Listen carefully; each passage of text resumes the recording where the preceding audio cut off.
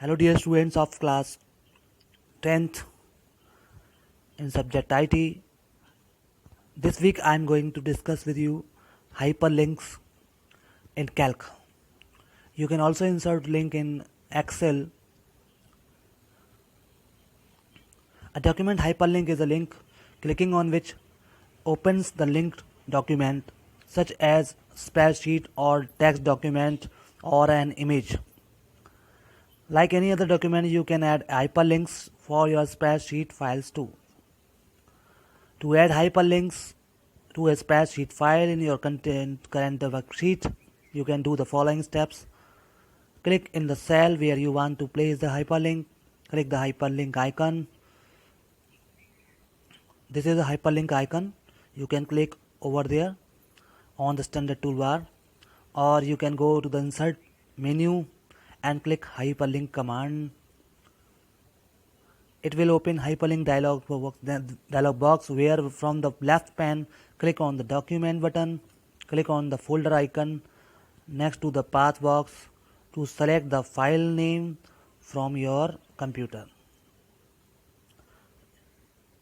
ये फिगर आपको दिखाई दे रहा होगा, हाइपरलिंक डायलॉग बॉक्स है जिसमें आपको डॉक्यूमेंट सेलेक्ट करना है. डॉक्यूमेंट से लिंकिंग कर रहे हैं हम लोग, या डॉक्यूमेंट का पाथ सेलेक्ट करना है और यहाँ पर अप्लाई कर देना है. यहाँ पर आपको सेलेक्ट करना है फॉर्म, जिस फॉर्म में आपको सेलेक्ट करना है हाइपरलिंक को, जैसे कि आप टेक्स्ट फॉर्मेट ले सकते हैं या बटन फॉर्मेट ले सकते हैं. दोनों ही मैं आपको दिखा देता हूँ. ये आपका टेक्स्ट फॉर्मेट है हाइपरलिंक का, और this is a button format of hyperlink, जहाँ बटन की फॉर्म में हाइपरलिंक क्रिएट हो जाएगा डॉक्यूमेंट के अंदर, जिस सेल में आपने लगाया है वहाँ करेंट सेल के अंदर. There are two types of hyperlinks, relative and absolute hyperlinks. जैसे एक्सेल में भी आपने पढ़ा होगा हाइपरलिंक्स होते हैं. In the previous section, I discuss with you what is hyperlink. First of all, I will discuss relative hyperlinks. The word relative means with respect to current location. That is, relative hyperlinks tells how to get to this document from the current position. Relative का मतलब होता है current position से आप कैसे document को link करेंगे. What is the respect position of hyperlinked document. As you can see that main folder contains subfolders, namely second and spreadsheet file ss1.ods. यहाँ पर हम ss1.ods को लिंक कर रहे हैं जो कि मेन फोल्डर के अंदर है. यहाँ आप देख रहे होंगे इससे पहले दो डॉट लगे हुए हैं जो इंडिकेट कर रहे हैं करंट फोल्डर को, और रूट और top most folder denoted by slash.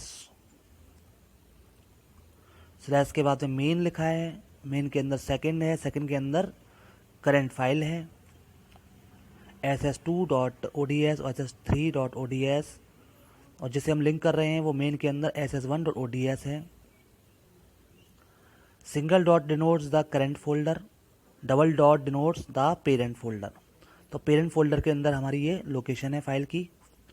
इस तरह से हमारी रिलेटिव रेफरेंसिंग के अंदर दिखाई देती है. This is called relative hyperlinks. If current directory is second denoted by single dot. अगर करंट डायरेक्टरी सेकंड होती तो सिंगल डॉट के द्वारा इंडिकेट करते. If parents directory is main denoted by double dots, क्योंकि हमारी पेरेंट डायरेक्टरी डबल डॉट से दिखाई दी है, और अगर पेरेंट डायरेक्टरी हमारी सेकंड होगी तो डॉट से दिखाई देगी. यहाँ पर आप एग्जाम्पल देखिए. ss3.ods के लिए आप डॉट का यूज़ करेंगे और ss1 के लिए आप डबल डॉट का यूज़ करेंगे, क्योंकि ये पेरेंट डायरेक्टरी के अंदर है. और ss3 सेम फोल्डर में है ss2.ods, इसलिए सिंगल डॉट का यूज़ करके यहाँ पर इसको रेफ़र कर सकते हैं. अब देखते हैं एब्सोल्यूट हाइपरलिंक क्या होता है. In absolute hyperlinks it tells how to get a file from the top most folder root folder denoted by slash. Consider the above shown folders and files. The absolute hyperlinks for the ss3.ods. यहाँ पर आप देख सकते हैं ss3.ods के लिए ये हमारा इस तरह से पाथ लिखेंगे और ss1 के लिए मेन ss1.ods लिखेंगे। यहाँ आप समझ गए होंगे कि एब्सोल्यूट हाइपरलिंक्स में हम रूट फोल्डर डिनोट करते हैं स्लैश से, डॉट का यूज़ यहाँ पर नहीं करते।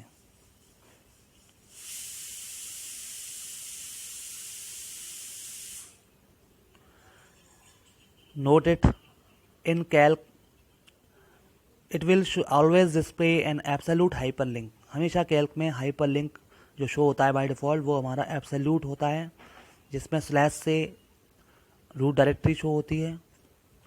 अब एक बार डिफरेंस आप लोग लर्न कर लेंगे। रिलेटिव और एब्सोल्यूट में डिफरेंस क्या होता है। Relative hyperlinks tell the path of a document with respect to the current active location, whereas absolute hyperlinks tell the path to reach to a document starting from the topmost folder. Absolute hyperlink path बताता है document तक पहुंचने के लिए जो कि top most folder से start होता है, जबकि रिलेटिव हाइपरलिंक्स हमेशा करंट फोल्डर से, it means current active location से स्टार्ट होता है। ये आपको पाथ बताएगा करंट एक्टिव लोकेशन से। That is called relative hyperlinks.